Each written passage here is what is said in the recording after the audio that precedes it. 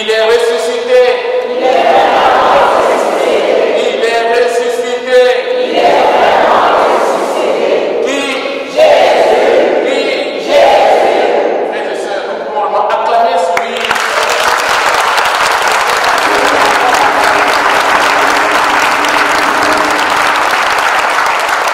Le Christ nous fait passer de la mort à la vie par sa mort et sa résurrection. Ça a été une semaine très chargée, donc vous le savez très bien, les célébrations depuis mercredi, enfin pour le diocèse de Paris, depuis mercredi soir avec la maîtrise Mal, avec notre archevêque, et jeudi la Sainte Seine, vendredi la vénération de la croix, ainsi que les chemins de croix que nous avons vécu. Nous avons accompagné le Christ dans sa mort. Et avant-hier soir, à la vieille Pascale, nous avons exulté de joie parce que la mort n'a pas eu le dernier mot. La vie a triomphé. J'aimerais nous inviter à méditer sur les lectures que nous avons entendues, bien sûr en lien avec la résurrection. Ça tombe bien, mais si jamais pour le choix des lectures, magnifique. En fait, les grands esprits se rencontrent. Et je voulais vous partager sur la résurrection.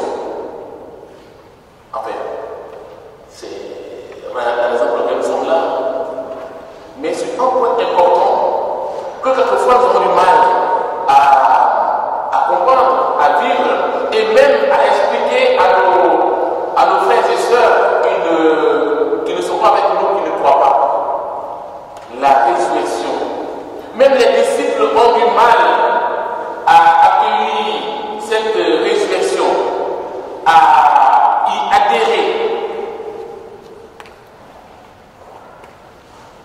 Dans l'évangile, il est dit que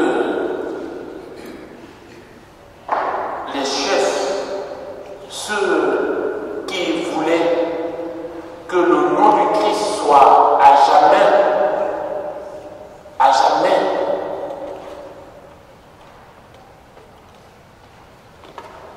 anéanti, supprimé, vont tenir conseil pour dire aux soldats de mentir en disant que le corps du Christ a été volé la nuit par ses disciples quand ils dormaient. N'est-ce pas? On va faire un peu de théologie, mais vraiment terre à terre. Terre à terre.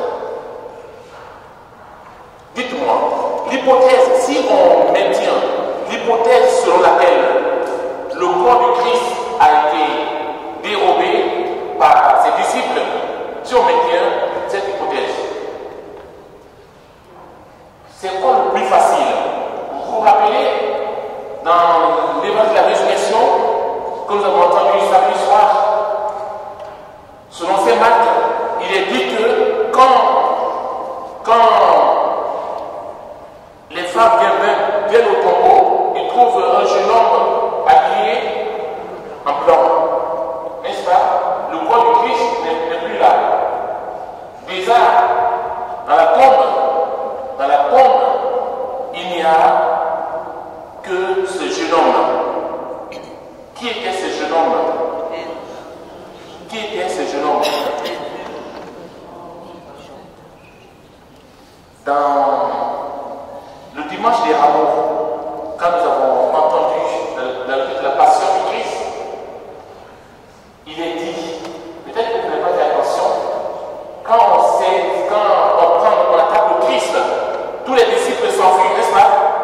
Il est dit, je marque, qu'il y a un jeune homme qui avait un drap sur lui, il s'est enfui tout nu en laissant son drap entre les mains des soldats, n'est-ce pas? Vous vous rappelez? Ce jeune homme qui perd sa dignité, qui est dépouillé de tout à la passion, retrouve sa dignité vêtue de blanc. Marc nous rappelle, en faisant jeune homme dans le tombeau, vêtu de blanc, il nous dit attention, attention. C'est ce jeune homme qui avait été dépouillé, qui avait perdu sa dignité. À la résurrection, nous retrouvons notre dignité de fils et fille de Dieu. Et c'est important qu'on puisse savoir cela. La résurrection n'est pas seulement un fait historique qui s'est passé il y a 2000 ans, qui concerne un certain Christ, mais la résurrection nous concerne aussi. Un point, un deuxième point, c'était l'évangile du dimanche. Quand Marie-Madeleine va au tombeau, elle trouve que la pierre a été roulée, n'est-ce pas? Elle court, elle va raconter à Pierre et aux disciples que le corps du Christ a été enlevé. Enlevé, dérobé, comme vous voulez, ou volé. On peut dire comme ça. Et quand Pierre et l'autre disciple se mettent en route pour le tombeau, ils ont ce sentiment que le corps a été dérobé. Parce qu'ils ne sont pas encore capables d'accueillir véritablement ce que le Christ leur disait de son vivant. Il faut que le Fils de l'homme sauve sa passion, il faut qu'il soit tué et que 3 jours après, qu'il ressuscite. Les disciples ont du mal à accueillir cela. Marie-Madeleine le savait, Pierre savait, d'autres disciples savaient. Mais pourquoi ils ont du mal à accueillir cette résurrection? À savoir que le Christ est ressuscité. Et quand il rentre dans le tombeau, c'est Pierre qui rentre en premier, et même si l'autre disciple arrive en premier, il laisse Pierre entrer en premier. Quand Pierre entre, il voit quoi? Il voit le linge qui enveloppait le corps de Jésus roulé, posé à part, et les bandelettes aussi roulées, posées à part. C'est alors que l'autre disciple arrive, il voit un tombeau vide, il voit le linge qui enveloppait le corps du Christ roulé, posé à part, est-ce que les bandelettes?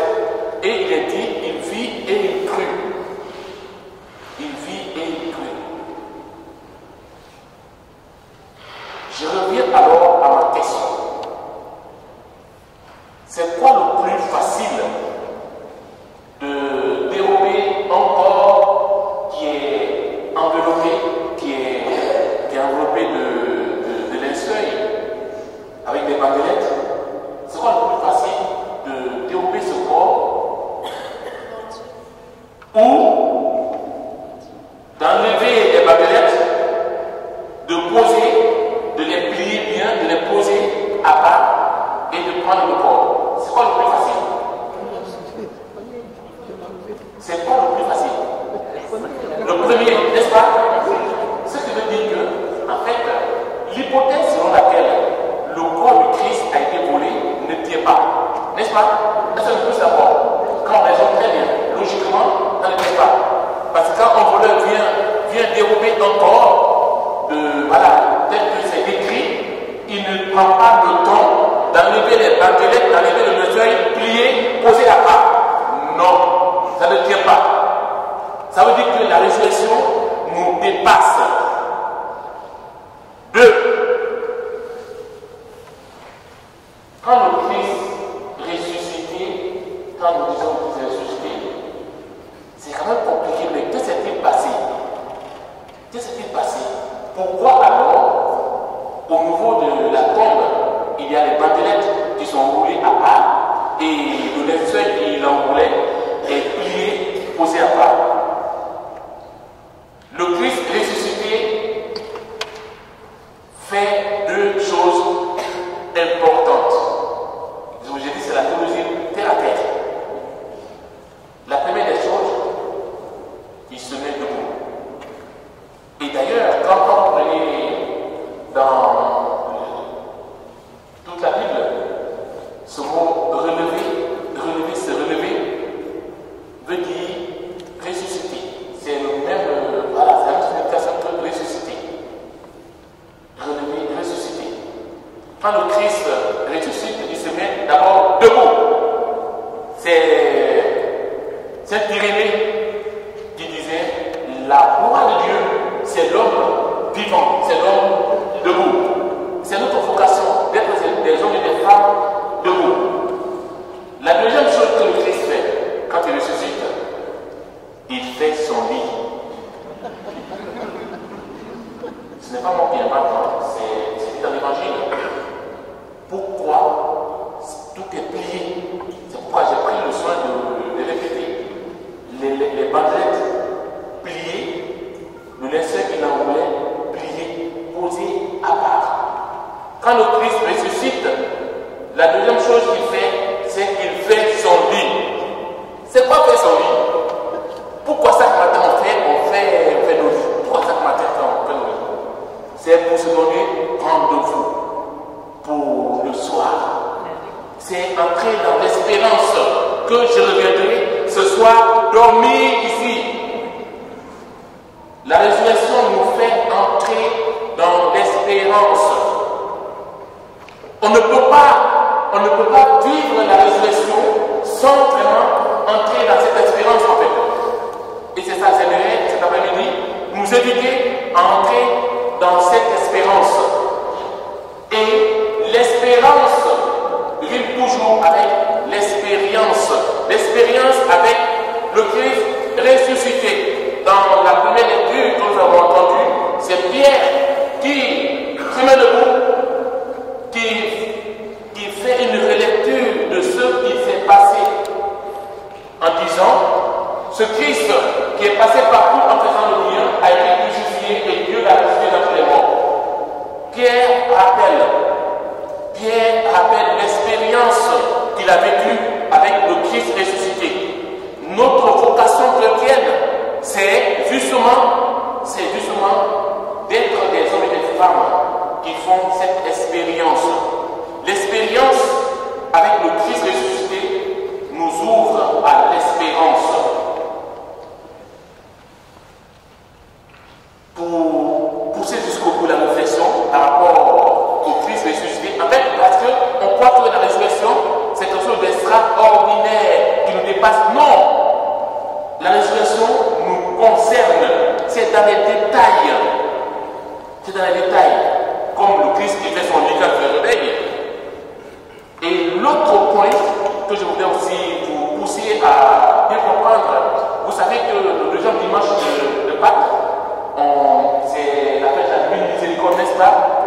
Où souvent Saint Thomas est mis en valeur. Didyme, notre jumeau, qui dit: si moi je ne mets pas mon doigt dans la trace de cou, je ne croirai pas. Si je ne mets pas mes mains dans son côté qui a été transpercé, je ne croirai pas. Et quand le Christ revient, quand le Christ apparaît à ses disciples, il leur dit: la paix soit avec vous. Il donne la paix. Et après, il dit quoi? Vous vous rappelez? Il dit: avez-vous quelque chose à manger? Le Christ ressuscité mange du poisson grillé. C'est dans l'évangile. C'est pas moi qui ai mangé. C'est terre à terre. Ce sont les détails qui nous permettent de pouvoir mieux intégrer ce que nous célébrons en fait. Et j'aimerais vous inviter cet après-midi qu'on puisse vraiment vivre cette expérience avec le Christ ressuscité. Et d'ailleurs, c'est ce qui va permettre aux disciples, Pierre et les autres, à être des témoins de la résurrection. Depuis leur appel, les pécheurs, l'homme, ce n'est pas des gens qui connaissaient les Écritures, rien, ils ne connaissaient absolument rien.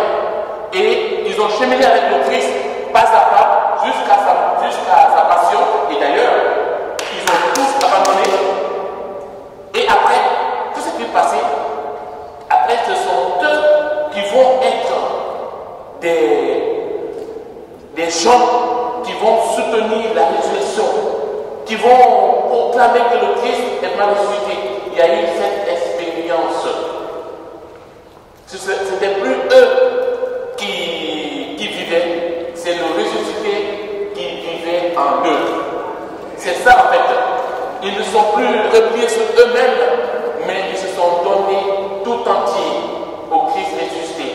Ils ont accueilli la vie du ressuscité en eux. Notre appel à Pâques, c'est vraiment cela. C'est accueillir